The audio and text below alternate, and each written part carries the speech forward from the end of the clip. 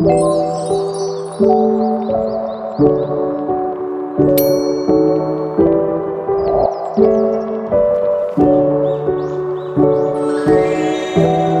di sini akan menjelaskan tentang pengertian resesi. Resesi adalah sebuah istilah yang digunakan untuk peraturan ekonomi suatu negara di mana negara tersebut akan melambat atau buruk.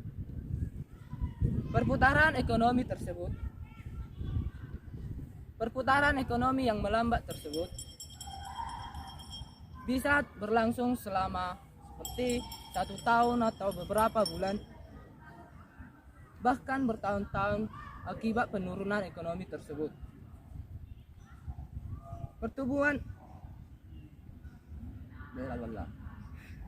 produk domestik bruto atau PDB suatu negara selama 2 bulan atau dua kartal dan berlangsung secara terus-menerus. PDB ini tersebut dapat diartikan sebagai aktivitas suatu negara selama satu periode.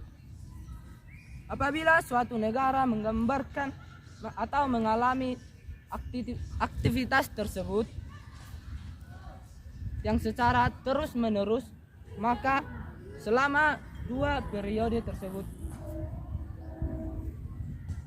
secara terus-menerus selama 2 periode, maka negara tersebut dapat dikatakan dengan resesi. Sedangkan NBER terletak di Amerika Serikat mengartikan resesi sebagai kondisi di mana suatu negara mengalami penurunan aktivitas ekonomi secara terus-menerus.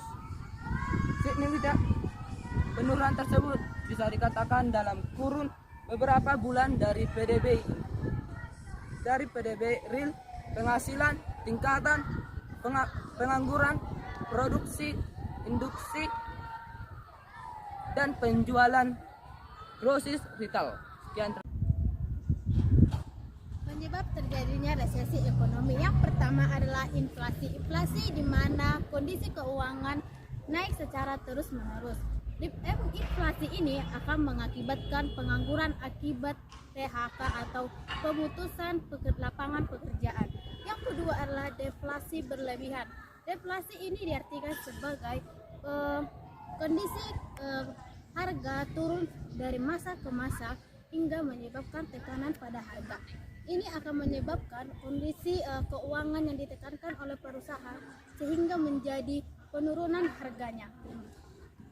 Tiga adalah gelembung aset pecah. Ini karena terjadi investor yang mengambil keputusan gegabah, misalnya pembelian saham dan properti yang terlalu mahal dan cepat, sehingga waktu harganya itu goyah, mereka akan menjual perusahaan mereka itu dengan cepat sehingga terjadi panic selling atau berujung pada resesi yang disebut dengan rusaknya pasar. Yang keempat adalah guncangan ekonomi yang mendadak. Hal ini ditandai dengan menurunnya daya beli disebabkan kesulitan finansial secara masalah serius lainnya seperti tumpukan hutang. Hutang ini akan mengakibatkan pengaruh bengkaknya perusahaan, bunga dibayarkan oleh ketidakmampuan untuk melunasinya yang akan menggagalkan perusahaan tersebut. Ya. Yang kelima adalah perkembangan teknologi. Hal ini terjadi karena ada penurunan kemampuan dari seseorang ataupun masyarakat hingga teknologi digantikan lapangan pekerjaan digantikan oleh teknologi, sehingga lapangan pekerjaan akan menurun drastis, membuat angka pengangguran akan naik. Itu salah satu teknologinya yaitu robot ataupun AI. Yang keenam adalah ketidakseimbangan antara produksi dan konsumsi. Kelebihan barang dan jasa itu akan membuat malapetaka bagi produsen. Bagi mereka akan mengimpor besar-besaran sehingga laba perusahaan akan rugi dan bengkaknya pengeluaran dari perusahaan tersebut. Iya. Yang ketujuh adalah pertumbuhan ekonomi menjalani penurunan selama 2 kuartal berturut-turut. Ini dinilai dari lemahnya PDB atau produk domestik bruto suatu negara. Yang kedelapan adalah nilai impor lebih besar dari ekspor, memberikan efek terhadap defisitnya anggaran negara dan terjadinya penyusutan pendapatan nasional. Dan yang kesembilan adalah tingginya tingkat pengangguran. Ini yang sangat penyebab yang sangat besar dalam resesi ekonomi, yaitu mengakibatkan terjadinya tingkat kriminalitas yang ikut naik bagi perusahaan tersebut. Terima kasih. Nah, sekarang kita akan membahas dampak adanya resesi ekonomi. Dampak resesi adalah akibat yang muncul mempengaruhi beberapa pihak antara membawa dampak pada pemerintahan, perusahaan, dan para pekerja. Yang pertama ialah dampak resesi ekonomi terhadap pemerintahan. Resesi ekonomi membawa dampak yang cukup berat bagi pemerintah. Saat ini kondisi yang terjadi tentunya angka pengangguran yang akan meningkat pada pemerintah dituntut untuk membuka lapangan kerja. Alhasil, pinjaman pada bank asing akan meroket. Adanya resesi juga membuat pendapatan pajak dan non-pajak menjadi rendah. Ini dikarenakan kondisi finansial masyarakat yang memburuk dan harga properti ikut turun, sehingga jumlah PPN atau pajak pertambahan nilai yang masuk ke kas negara menjadi lebih sedikit. Di sisi lain, pemerintah juga terus didorong untuk melakukan pembangunan di sektor pemerintahan. Salah satunya yaitu yang menjamin kesejahteraan masyarakat. Dengan adanya semua tuntunan yang ada serta menurunnya pemasukan. Di sisi lain, pemerintah juga terus didorong untuk melakukan pembangunan di sektor pemerintahan. Salah satunya yaitu menjamin kesejahteraan masyarakat. Dengan adanya semua tuntunan yang ada serta menurunnya pemasukan pendapatan pajak, membuat negara mengalami defisit anggaran dan utang pemerintah menjadi lebih tinggi. Yang kedua ialah dampak resesi ekonomi terhadap perusahaan. Resesi adalah kondisi perekonomian yang mampu membuat perusahaan jatuh bangkrut. Hal ini diakibatkan menurunnya daya beli masyarakat yang berimbas pada penurunan pendapatan perusahaan mengancam arus kas. Pada akhirnya perusahaan akan menangkas biaya operasional dan menutup area bisnis yang kurang menguntungkan, sampai dengan keputusan berat untuk melakukan efisiensi pegawai atau PKH. Nah, yang ketiga ialah dampak resesi ekonomi terhadap para pekerja. Adanya dampak resesi ini, dampak yang tidak hanya dirasakan oleh pemerintah dan perusahaan, akan tetapi para pekerja turut terkena imbasnya. Area bisnis yang ditutup serta efisiensi pegawai yang dilakukan untuk menekan biaya operasional membuat banyak orang kehilangan pekerjaan akibat adanya PHK. Pekerjaan ini tidak terkena PHK, tapi ikut dirugikan dengan pemotongan upah yang didapat. Hal ini menjadi pendorong adanya ketidakstabilan sosial, kesenjangan yang semakin menjamur di mana-mana, dan tingkat kriminalitas yang tinggi. Berikut cara menghadapi resesi ekonomi.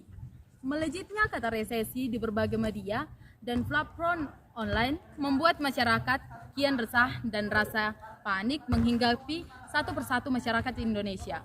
Ada banyak konten yang beredar tentang betapa seramnya situasi yang akan terjadi bila resesi datang. Namun, patut kita sadari jika tidak semua informasi yang beredar bisa dicerna secara mentah-mentah. Sebab tidak sedikit dari informasi tersebut yang justru menakut-nakuti tanpa memberikan edukasi yang tepat, khususnya bagi masyarakat awam. Nah, fenomena ini umumnya dikenal sebagai fear mongering, yaitu suatu tindakan di mana individu atau kelompok tertentu dengan sengaja memanfaatkan kerentanan terhadap orang lain terhadap suatu hal yang beresiko. Alhasil, orang yang merasa cemas atau takut akan semakin ketakutan dan bisa berujung pada tergantungnya kesehatan mental seperti depresi. Meskipun resesi adalah kata yang memiliki konotasi negatif, Anda tidak perlu panik. Berikut beberapa cara mengatur uang yang bisa Anda lakukan untuk menghadapi resesi ekonomi. Yang pertama, jangan boros. Usahakan untuk berhemat. Belilah kebutuhan seperlunya dan usahakan kebutuhan pokok terpenuhi dengan baik. Hal ini bertujuan agar dana yang tersisa bisa dilokasikan untuk hal lain yang lebih penting seperti melunasi hutang, menabung atau berinvestasi, serta mempersiapkan dana darurat. Nah, yang kedua, melunasi hutang yang ada. Yang kedua, melunasi hutang yang ada. Usahakan untuk lebih konservatif terhadap hutang, khususnya berhutang untuk tujuan konsumtatif. Proporsi hutang atau debt service ratio yang sehat yaitu di bawah 30% saja dari penghasilan bulanan yang Anda miliki. Namun, karena Anda perlu mempersiapkan diri untuk menghadapi resesi, ada baiknya proporsi tersebut dikurangi menjadi lebih kecil lagi. Selain itu, pastikan hutang-hutang Anda bisa segera dilunasi. Anda dapat memulainya dari hutang yang dengan bunga yang besar, sebab hutang dengan bunga yang besar akan sangat memengaruhi arus kas Anda. Sekian cara mengatasi resesi ekonomi. Bukan hanya cara mengatasi yang ada, cara pencegahannya pun ada, yaitu cara pencegah resesi. Resesi adalah keadaan yang cukup mengancam banyak sektor. Namun, bukan berarti resesi ekonomi tidak dapat dicegah. Beberapa cara pencegahannya. Yang pertama yaitu belanja besar-besaran oleh pemerintah. Cara pencegahan resesi adalah dengan memperkuat daya beli. Strategi yang bisa diterapkan yaitu dengan belanja besar-besaran agar perputaran ekonomi tidak macet dan dunia usaha bergerak untuk harus berinvestasi. Yang kedua, bantuan UMKM. Resesi adalah krisis yang bisa terjadi pada banyak sektor, salah satunya UMKM. Dengan menyalurkan perputaran terhadap UMKM berupa UMKM produktif dan kredit bunga rendah, diharapkan roda perputaran ekonomi dapat berjalan dengan baik. Yang ketiga, siapkan dana darurat dan asuransi. Dana yang perlu dipersiapkan idealnya 3-6 bulan dari jumlah pengeluaran bulanan Anda. Hal ini dimaksudkan untuk berjaga-jaga jika hal buruk terjadi pada saat masa resesi tiba. Selanjutnya yaitu asuransi. Asuransi masih tetap diperlukannya, khususnya asuransi kesehatan, untuk meminimalisir terganggunya kas keuangan saat tiba-tiba diperlukan dana dalam jumlah besar untuk masalah kesehatan. Yang keempat, mencari pendapatan tambahan. Berhemat memang bisa membantu Anda dalam menjaga kondisi finansial yang tetap sehat. Namun, ada baiknya jika Anda juga memiliki pemasukan tambahan agar dana yang terkumpul tidak bisa mencukupi kebutuhan mendadak yang mungkin bisa terjadi kapan saja. Yang kelima, berinvestasi. Berinvestasi dan menabung sama seperti halnya dengan cara yang berhemat dan mencari penghasilan tambahan. Menabung dan investasi untuk menghadapi adanya resesi adalah sama pentingnya yang memperkuat fondasi keuangan Anda. Upayakan untuk menabung lebih banyak dari biasanya, terutama menabung untuk dana darurat. Yang keenam, kelola pos keuangan secara efektif. Supaya terhindar dari pemborosan, alangkah baiknya Anda mulai mengelola keuangan, terutama pengeluaran, pisahkan di mana kebutuhan pokok dan keinginan.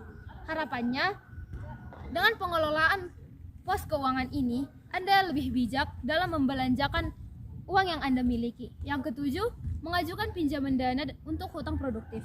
Seperti yang sudah dijelaskan tadi, salah satu cara yang bisa kita tempuh untuk mempersiapkan diri dalam menghadapi resesi adalah dengan mencari kebutuhan pertambahan. Sekian.